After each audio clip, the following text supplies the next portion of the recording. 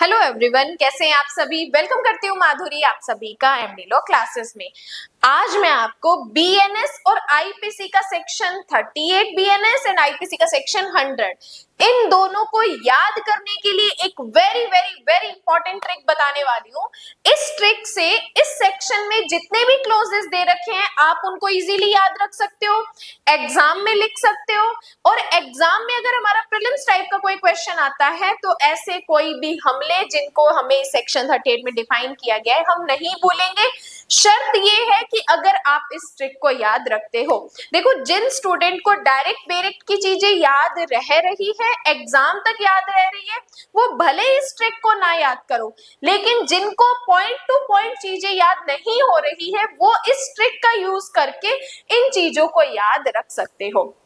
अब यहाँ पे इस सेक्शन 38 को मैं आपको इजी तरीके से एक्सप्लेन करने वाली हूँ, साथ ही साथ ट्रिक बताने वाली हूँ कि किस तरीके से इसमें जो 7 हमले दे रखे हैं उनको हमें कैसे याद करना है, कि कौन कौन से हमले को डिस्कस किया गया है इस सेक्शन 38 में। पहले आप ये समझो कि बीएनएस का सेक्शन क्या है, 38 है, आईपीसी का सेक्शन क्या है, 100 है। अब ये दो सेक्शन 38 या 100 ये हमें बताते हैं कि आप अपने शरीर को बचाने में, खुद की बॉडी को प्रोटेक्ट करने में या किसी अन्य की बॉडी को प्रोटेक्ट करने में कब प्राइवेट डिफेंस का यूज करके आप मृत्यु कर सकते हो। मतलब कि शरीर को बचाने के लिए ऐसा हमला जब आपके ऊपर हो रहा है तब आप सामने वाले व्यक्ति की डेथ कोज कर सकते हो।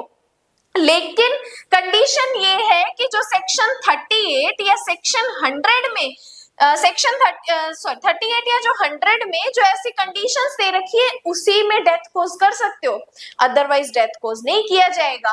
तो कौन कौन से ऐसे 7 हमले हैं जिनके बारे में मैं अभी आपको बताने वाली हूँ। साथ ही साथ जब आप सेक्शन 38 याद कर रहे हो तो इसके साथ आपको 37 याद रखना पड़ेगा। क्यों? क्योंकि माना कि प्राइवेट डिफेंस हमें कहता है कि आप खुद को बचाने और अन्य को बचाने के लिए डेथ कोज कर सकते हो, लेकिन 37 ने उस पर एक तरीके की रोक लगा दी कि भाई प्राइवेट डिफेंस का यूज कर सकते हो, लेकिन 37 को ध्यान में रखते हुए। अब 37 क्या कहता है, सुनना ध्यान से। देखो, बीएनएस का सेक्शन 37 कहता है कि कब प्राइवेट डिफेंस का राइट नहीं है आपके पास, कब प्राइवेट डिफेंस का राइट नहीं है या कब आप प्राइवेट डिफेंस का यूज नहीं कर सकते। तो 3 बातें यहाँ पर ध्यान रखना। पहला कहता है कि पब्लिक सर्वेंट के अगेंस्ट आपके पास प्राइवेट डिफेंस का राइट नहीं है। सेकंड, पब्लिक सर्वेंट के डायरेक्शन मतलब उनके ऑर्डर या निर्देश में जो व्यक्ति काम कर रहा है तब आपके पास प्राइवेट डिफेंस का राइट नहीं है। और थर्ड कहता है जब आपके पास पब्लिक सर्वेंट की हेल्प लेने के लिए आपके पास प्रॉपर टाइम था लेकिन आप उस टाइम को यूज नहीं कर रहे हो तब आपके पास प्राइवेट डिफेंस का राइट नहीं है। तो आपसे अगर क्वेश्चन पूछा जाए कि प्राइवेट डिफेंस का राइट कब नहीं है, किनके अगेंस्ट नहीं है, तो पब्लिक सर्वेंट के अगेंस्ट नहीं है। सेकंड, पब्लिक सर्वेंट के डायरेक्शन में काम करने वाले व्यक्ति के विरुद्ध नहीं है। और तीसरा, जब आपके पास टाइम है कि आप पब्लिक सर्वेंट की हेल्प ले सकते हो लेकिन नहीं ले रहे, तब अगर आप अपने प्राइवेट डिफेंस को यूज करते हो तो भाई ये राइट आपको नहीं मिलेगा, आपको पनिशमेंट मिलेगी। ये तो कह रहा है सेक्शन 37 कि जब आप 38 को पढ़ रहे हो तो 37 को एक बार ध्यान में रख लेना। अब देखो, बात करते हैं सेक्शन नंबर 38 की। सेक्शन 38 का मतलब मैंने बताया कि कब आप मृत्यु कर सकते हो, कब आप मृत्यु कर सकते हो, कब, जब आप अपने प्राइवेट डिफेंस को यूज कर रहे हो। ठीक है, अब कब आप मृत्यु कर सकते हो, तो ध्यान रखना जब आपके ऊपर ऐसा हमला हो रहा है, जब आपके ऊपर ऐसा हमला हो रहा है जिसमें आपको दिख रहा है कि भाई इस हमले से तो मेरी मृत्यु हो सकती है, तब आप खुद को बचाने के लिए सामने वाले व्यक्ति को मार सकते हो। सेकंड, जब आपके ऊपर ऐसा हमला किया जा रहा है जिसमें आपको दिख रहा है कि मेरे क्या हो सकती है, घोर उपति हो सकती है, ग्रीवियस हर्ट हो सकता है, तब अगर ऐसा हमला आपके ऊपर हो रहा है तो आप क्या कर सकते हो, खुद का प्राइवेट डिफेंस कर सकते हो और सामने वाले व्यक्ति की डेथ कोज कर सकते हो। थर्ड कहता है जब आपके ऊपर ऐसा हमला हो रहा है जिसमें आपको दिख रहा है कि इससे मेरा रेप हो सकता है, बलात्संग हो सकता है, तब आप अपने प्राइवेट डिफेंस में सामने वाले व्यक्ति की डेथ कोज कर सकते हो।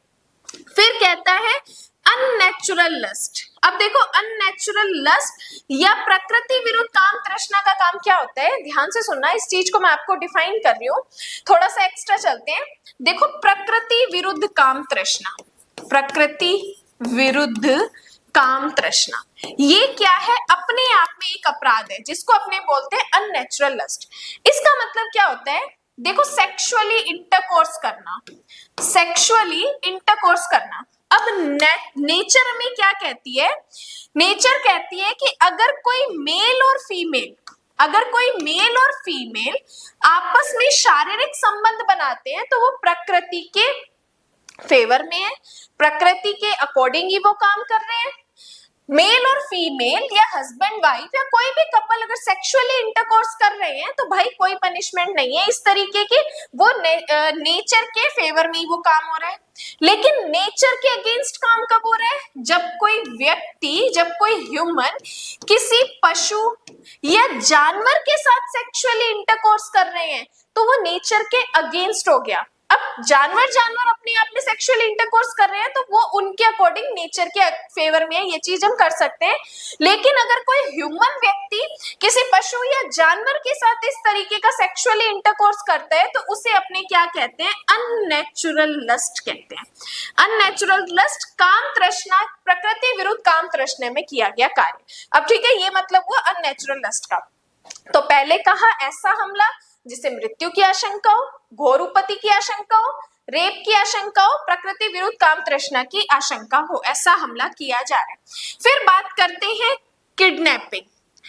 किडनैपिंग ऐसा हमला जिसमें आपको पता लग रहा है कि मेरी किडनैपिंग हो सकती है या मेरा अबडक्शन हो सकता है, व्यपहरण या अपहरण हो सकता है, ऐसा हमला किया जा रहा है जिससे किडनैपिंग या अबडक्शन हो सकता है।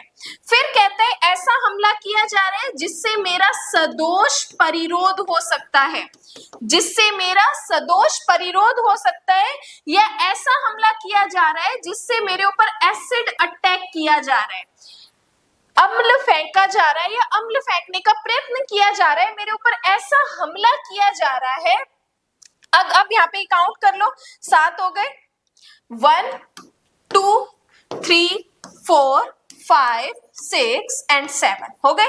बेरेक चेक कर लेना एज इट इज इसी तरीके से दिए हुए। अब फिर से आते हैं अपने पॉइंट पे, क्या कहते हैं सेक्शन 38 कि अगर आपके ऊपर ऐसा हमला किया जा रहा है जो इन 7 सिचुएशन में आ रहा है तब आप सामने वाले व्यक्ति की डेथ कोज कर सकते हो। ये तो हुई बेरेक्ट की चीजें। अब इन पॉइंट्स को हम याद कैसे रखें, किस ट्रिक से याद रखते हैं, तो ध्यान से सुनना।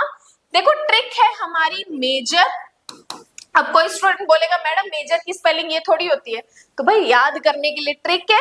अगर आप बेरेक्ट के अकॉर्डिंग चीजें लर्न कर सकते हो तो वेल एंड गुड, अगर नहीं कर सकते, जो स्टूडेंट बेरेक्ट की चीजें एज इट इज नहीं रट सकते तो वो इस ट्रिक की हेल्प ले सकते हैं।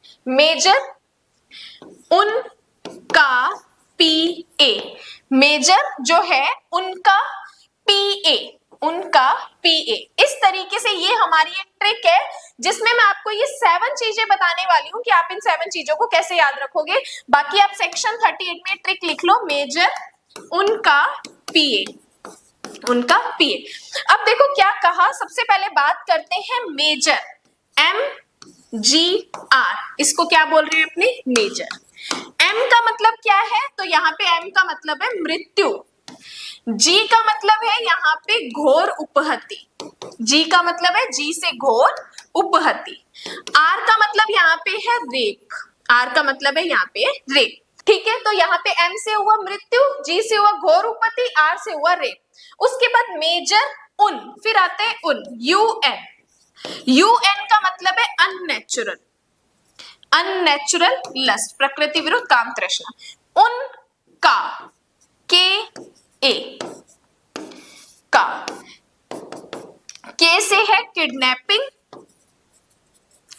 A से है अबडक्शन, A से है अबडक्शन, व्यपहरण और अपहरण। अब उनका, अब बाकी बचा अपने पास PA, तो लिखेंगे PA।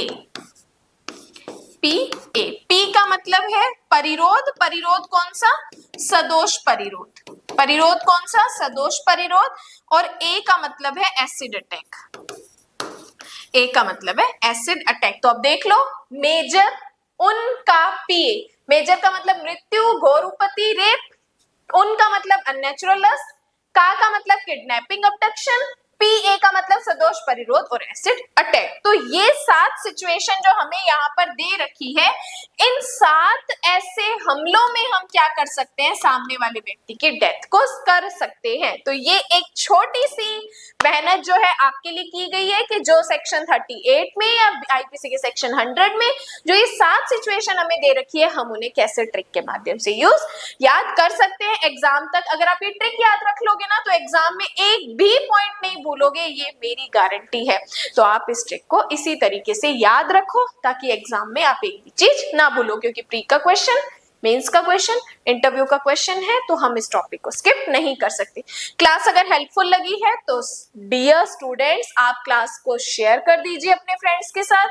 यूट्यूब पे अगर ये सारी बीएनएस इसी तरीके से शॉर्ट तरीके से, ट्रिक तरीके से समझनी है, तो 399 की अपनी यूट्यूब पे एक मेंबरशिप चल रही है। इस मेंबरशिप में अपना बीएनएस चल रहा है, हम प्राइवेट डिफेंस के पार्ट पर आ चुके हैं। इसी 399 में वहां पे पोक्सो के सारे लेक्चर, सारा कंप्लीट पोक्सो अपलोडेड है, डीवी वहां पे चल रहा है, और आगे आने वाले डेज में हम 20+ जुडिशरी के सब्जेक्ट वहां डिस्कस करने वाले हैं। तो 399 की यूट्यूब पे मेंबरशिप ज्वाइन करके व्हाट्सएप ग्रुप में ऐड हो जाओ, क्योंकि डेली क्लासेस के साथ साथ यहाँ पे नोट्स भी आपको मिलते हैं, प्लस प्रैक्टिस के लिए एमसीक्यूज भी सब्जेक्ट खत्म होने के बाद आपको वहां पे मिलेंगे। तो इस मेंबरशिप को ज्वाइन कर लीजिए, व्हाट्सएप ग्रुप में ऐड हो जाइए, ताकि डेली के नोट्स, डेली के लाइव क्लासेस के लिंक आपके पास आ जाए। बाकी आज के लिए धन्यवाद एंड जय हिंद।